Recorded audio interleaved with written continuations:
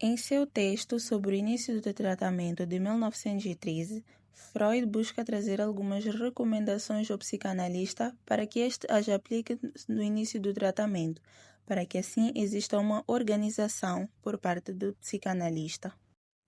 Freud inicia seu texto trazendo a comparação ao jogo de xadrez, no sentido de que não é possível saber o que irá acontecer antecipadamente no jogo de xadrez e só após mexer as peças é que é possível pensar numa próxima jogada.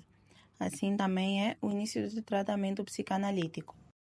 Em seu texto, Freud também nos mostra que é com a especificidade de cada sujeito que o psicanalista irá trabalhar e que todos os sujeitos são diferentes. Isso significa que o tratamento psicanalítico não deve ser mecanizado, pois todo indivíduo é diferente do outro.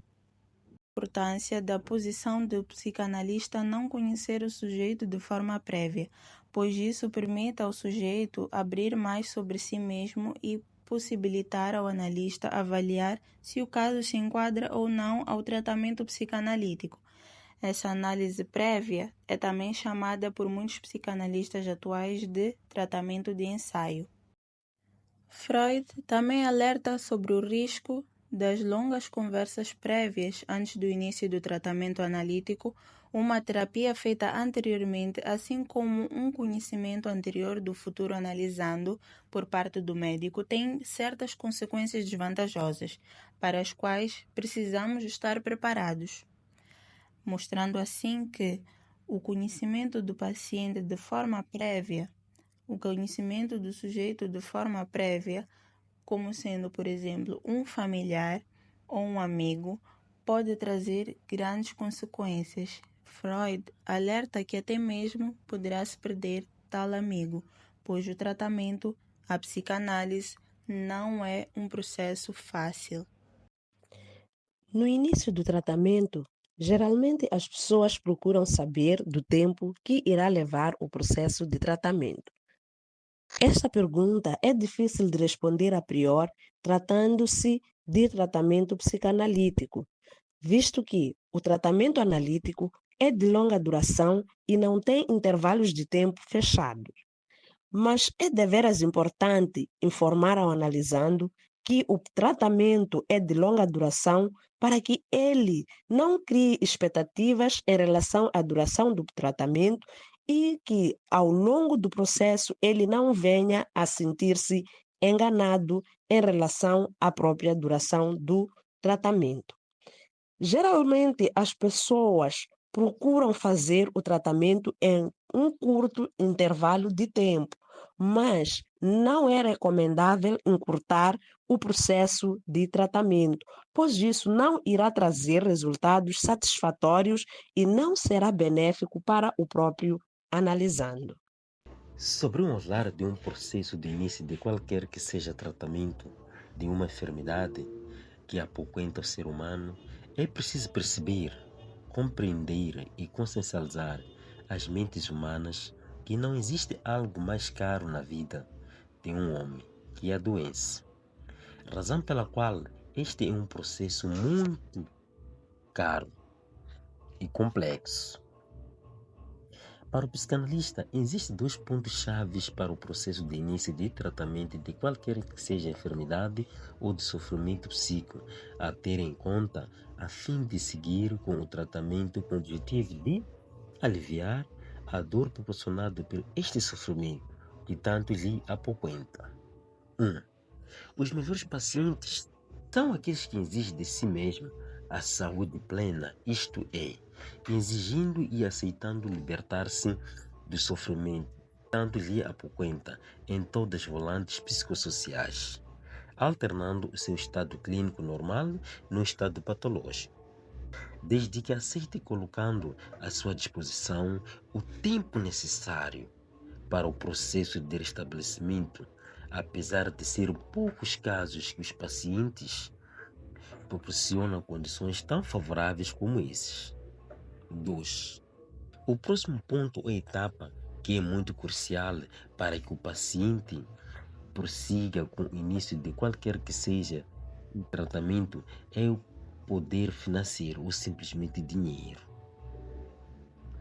E o analista não consta muito menos descarta que o dinheiro, em primeira linha, deve ser visto como meio de sustento de si próprio e de aquisição do poder, e saberá fazer valer o argumento de que o papel de um analista é ainda um tesouro para a sua valorização, de que mesmo com um trabalho pesado e árduo, ele nunca receberá tanto quanto os outros médicos especialistas.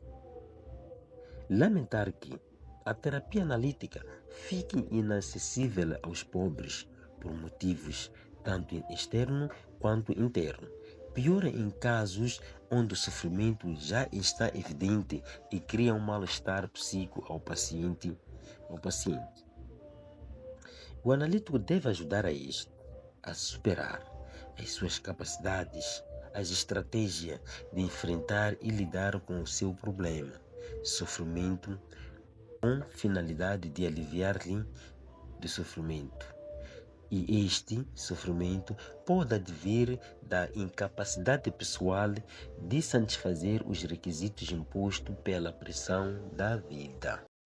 São existentes aspectos como histórias de vida, histórias da doença ou lembranças da infância do paciente, mas cabe somente a este escolher por qual dos pontos gostaria de iniciar o seu diálogo ou conversa com o psicanalista, de acordo com o que lhe é conveniente. É também muito importante destacar que tal conversa entre paciente e psicanalista é diferente de uma conversa comum entre amigos ou familiares. Em seu texto, Freud também nos mostra que é com a especificidade de cada sujeito que o psicanalista irá trabalhar e que todos os sujeitos são diferentes. Isso significa que o tratamento psicanalítico não deve ser mecanizado, pois todo indivíduo é diferente do outro. Isto é, será necessário que o paciente dê informações a seu respeito e informações sobre o sofrimento que lhe atormenta, para que se possa aliviar o mesmo. Esta regra deve ser apresentada ao paciente antes de iniciar com as sanções do tratamento e durante as conversas com o psicanalista. Não se pode perder o foco e o objetivo que são pretendidos. É muito importante que exista sinceridade por parte do psicanalista e também por parte do paciente.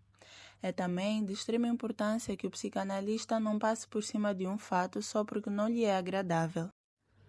Há pacientes que consideram que o seu estado de doença tenha iniciado num determinado momento e geralmente se concentram na causa da doença.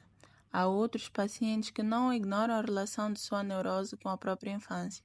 E existem também pacientes que, desde o seu primeiro dia das sessões, apresentam aspectos com tendências de querer aliviar-se do sofrimento, mas também existem outros pacientes que apresentam uma resistência para a sua cura, omitindo certas verdades sobre si.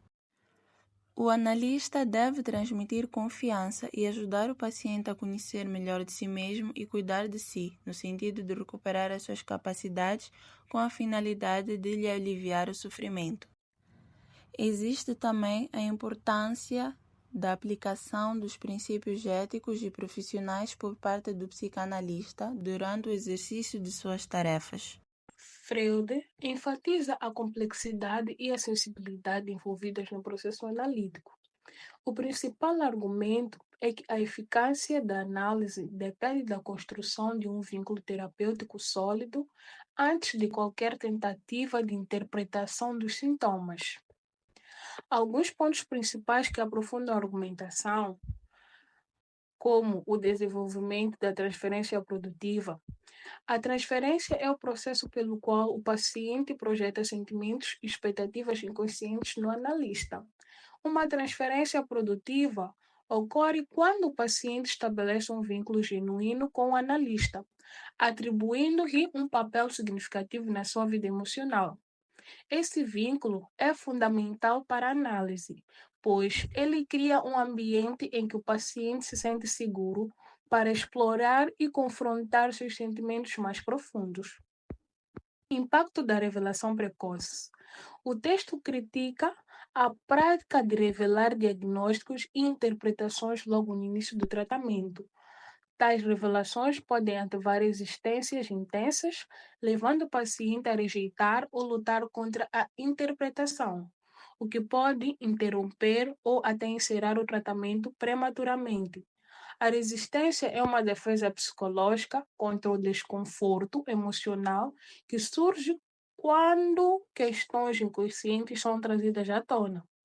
Se a resistência for muito forte, pode resultar em um alívio temporário que não contribui para a cura duradoura. O papel do saber consciente. A informação consiste sobre os sintomas como um diagnóstico ou interpretação direta. Não é suficiente para provar mudanças significativas. A psicanálise reconhece que o inconsciente desempenha um papel crucial na formação dos sintomas e que o simples conhecimento consciente não altera automaticamente as dinâmicas inconscientes. O verdadeiro trabalho analítico envolve ajudar o paciente a integrar o processo, essas questões inconscientes, o que só pode ser alcançado após a superação das resistências. Energia e força motriz no tratamento. O texto sugere que o sofrimento do paciente e o desejo de cura são forças motrizes essenciais no tratamento. O tratamento analítico deve canalizar essa energia para enfrentar e superar as resistências. A transferência desempenha um papel vital, pois mobiliza a energia necessária para trabalhar com essas resistências. Quando o vínculo terapêutico é sólido, a energia da transferência pode ser usada para explorar e resolver as questões inconscientes. Relevância da compreensão e intuição. Embora a compreensão e a intuição sejam importantes, elas são secundárias em relação à transferência e à superação das resistências. A compreensão intelectual do paciente sobre seus sintomas deve ser acompanhada de um processo emocional e racional profundo para que seja efetiva. Sem um vínculo terapêutico forte e a capacidade de enfrentar resistências, a compreensão por si só pode não levar a mudanças duradouras. Em resumo, o texto defende que a eficácia da análise depende da criação de um ambiente terapêutico seguro e da construção de um vínculo significativo antes da introdução de interpretações e diagnósticos. A transferência produtiva é vista como um pré-requisito essencial para o sucesso do tratamento, e a abordagem deve ser sensível ao ritmo e às resistências do paciente.